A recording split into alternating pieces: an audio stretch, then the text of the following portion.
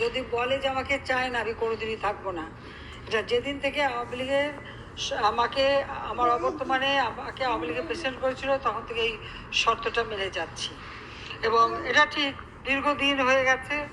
অবশ্যই আমি চাই নতুন নেতৃত্ব আসুক। অনেক খুশি হইলাম আপনার এই কথা শুনে। তাহলে আপনি জনগণের যেহেতু চায় না আপনি থাকবেন না, তাহলে তাড়াতাড়ি পদত্যাগ করেন। সবাই চাচ্ছে পদত্যাগ করেন, আপনাকে কেউ চায় না। হাজার হাজার লক্ষ লক্ষ মানুষ প্রতিদিন প্রাণ দিচ্ছে আপনাকে চায় না বলে বলে। আপনি তাড়াতাড়ি পদত্যাগ করেন, এই দেশটাকে বাঁচান। এক দফা আন্দোলন কি আওয়ামী লীগকে ক্ষমতাচ্যুত করতে হবে আর আমাদেরকে পদত্যাগ করতে হবে।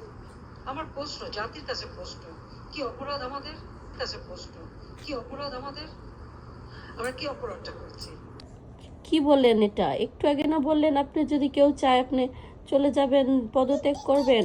এখন আপনার অপরাধ কি সেটা বলতে হবে? আপনি জানেন না আপনার কি অপরাধ? দেশ আজকে এই অবস্থা, আপনার নির্দেশে এই দেশে এগুলা হয়। সকল কিছু আপনার নির্দেশও হয়। তো আপনি যদি না পারেন এগুলা মেনটেন করতে, তার মানে আপনি অক্ষম দেশ চালাইতে।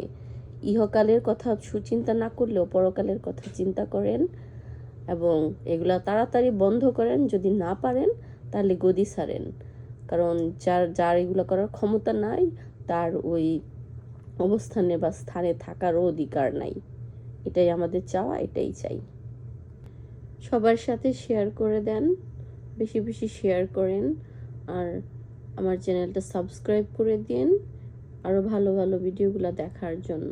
বলার কোনো ভাষা নাই, তারপর অনেক কিছু বলতে ইচ্ছা করে কিন্তু বলতে পারি না। যাই হোক, সকল ছাত্রদের মনের আশা পূর্ণ হোক এই কামনা করে আজকের মতো বিদায় নিচ্ছি। আল্লাহ হাফেজ।